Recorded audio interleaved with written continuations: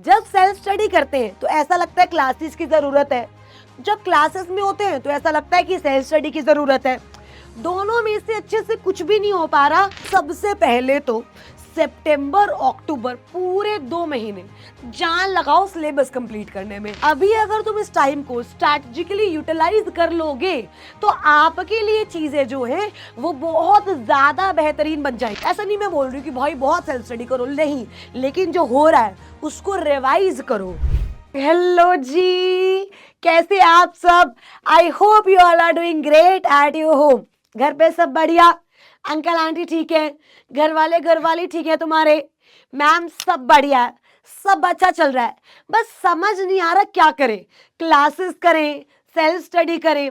जब self study करते हैं तो ऐसा लगता है क्लासेस की जरूरत है, जब क्लासेस में होते हैं तो ऐसा लगता है कि सेल्फ स्टडी की जरूरत है। दोनों में से अच्छे से कुछ भी नहीं हो पा रहा। और आपको भी पता है सिर्फ 3 महीने रहते हैं मैम। करे तो हम बेचारे छोटे छोटे बच्चे करें क्या? टेंशन लेने की जरूरत नहीं है, इसी के लिए मैं आई हूं।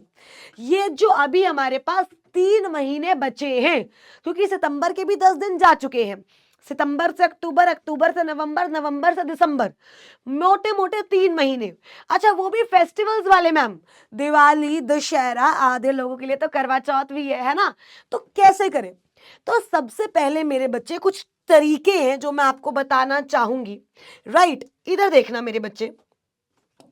सबसे पहले तो फोकस करो कि आप सिलेबस अपना कंप्लीट करो।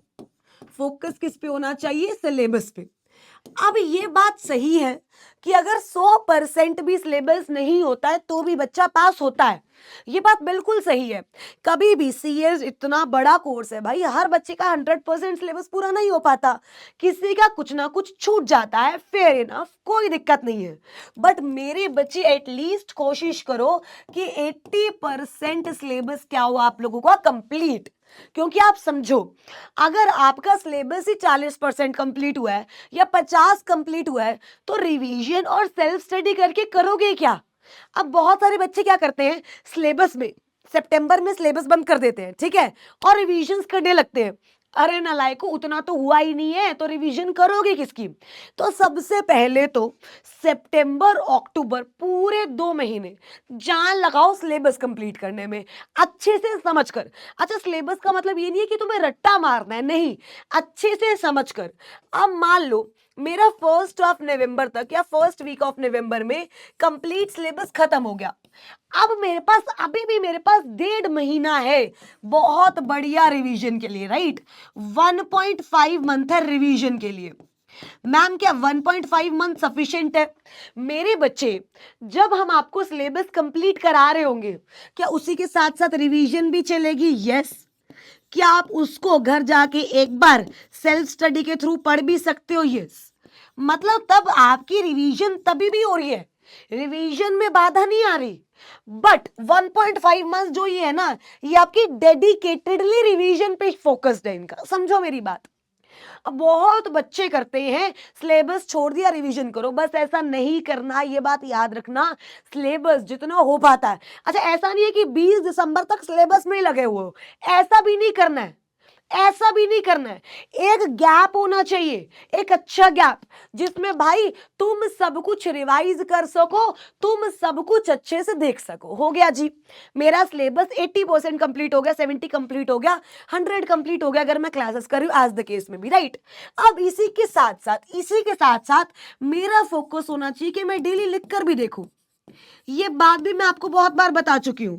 मैम अगर हम क्लासेस ले रहे हैं तो हमारे दिन में, एक दिन में 4 क्लासेस हो रही हैं, 5 हो रही हैं, तो हम कर ही नहीं पा रहे, कुछ नहीं कर पा रहे। अब समझो, 5 क्लासेस कब हो रही होंगी? जब आप 2 ग्रुप्स दे रहे हो। राइट, 5 क्लासेस का मतलब एक क्लास की एवरेज ड्यूरेशन है 1.5 घंटा। 5 क्लासेस का मतलब कितना हो गया? 5 घंटे, 6 घंटे, 7 घंटे, 7.5 घंटे, मतलब 7.5 घंटे ही हो रहे हैं आप देखो तो। और चलो 1-2 घंटे एक्स्ट्रा और लगा लो, 1 घंटा और लगा लो ब्रेक, 8.5 घंटे। यार 8.5 घंटे के बाद क्लास तो खत्म है ना। तो अगर आप 2 ग्रुप्स दे रहे हो तो आपको इसके बाद भी 4 आवर्स लगाने पड़ेंगे। और उन 4 आवर्स में क्या करना है? ज्यादा कुछ नहीं करना, जो इन क्लासेस में हुआ है उसे रिवाइज कर लो, और डेली के 2 क्वेश्चंस लिख कर देखो, डेली। ये मैं आपको बोलती भी हूँ, इनफैक्ट हमारी क्लास में हम लिखवाते भी हैं। बट प्लीज इस बात का ध्यान रखो कि अगर, समझो मेरी बात, आपको नहीं लिखना आ रहा तो देख कर लिखो। स्कैनर उठाओ, पास्ट ईयर क्वेश्चंस सारे, कहां पे आप आईसीएसआई गाइडलाइंस आंसर डालना। क्या डालोगे? आईसीएसआई गाइडलाइंस आंसर क्रोम पे, राइट। आपके पास सारे अटेम्प्ट आ जाएंगे, उन अटेम्प्ट के question paper along with their solution सब अवेलेबल है। तो क्यों नहीं लिख पा रही, क्यों नहीं हो रही पढ़ाई? क्योंकि मन ही नहीं है, एफर्ट डालना ही नहीं चाहते। तो डेली भाई ये क्वेश्चन पेपर में से उठाओ, कहीं और से भी मत उठाओ, क्वेश्चन पेपर में से क्वेश्चन उठाओ, लिखो, सॉल्यूशन से मैच करो।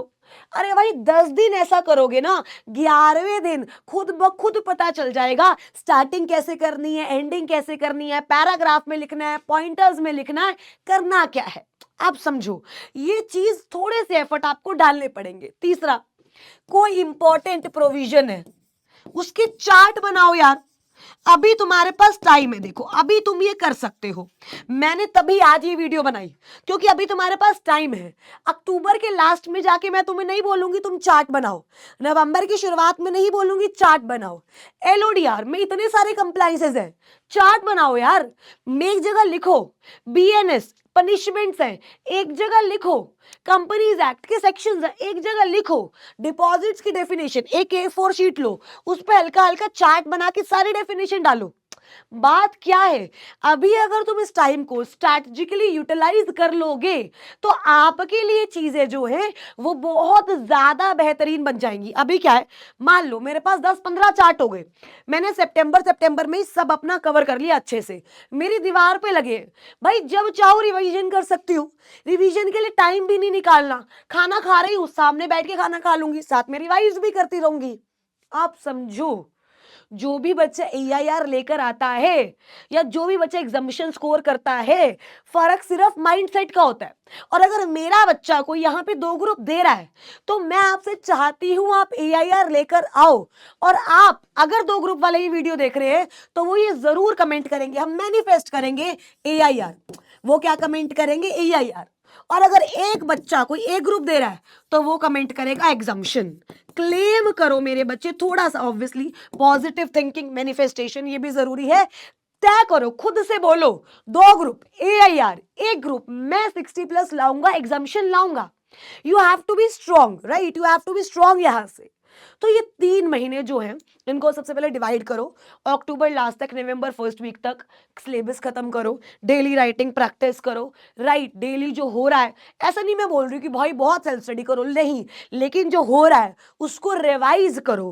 क्वेश्चन कराए जा रहे हैं क्लास में, उनको घर पे सॉल्व करो, क्लास में सॉल्व कर लिए दोबारा सॉल्व करो।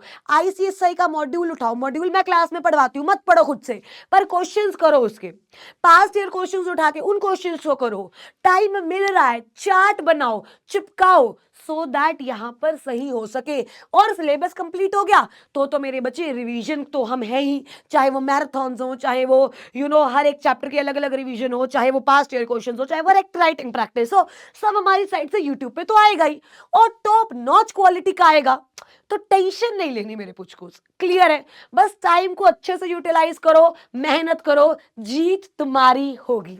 याद है ना मैं बोलती हूं, मेहनत हमारी, रिजल्ट हमारा, और जीत भी हमारी होगी ही होगी। इस दिसंबर में हम मिलकर जीतेंगे मेरे बच्चे। कोई भी डाउट हो, कोई भी क्वेरी हो, मुझे बता देना। Thank you so very much and all the best.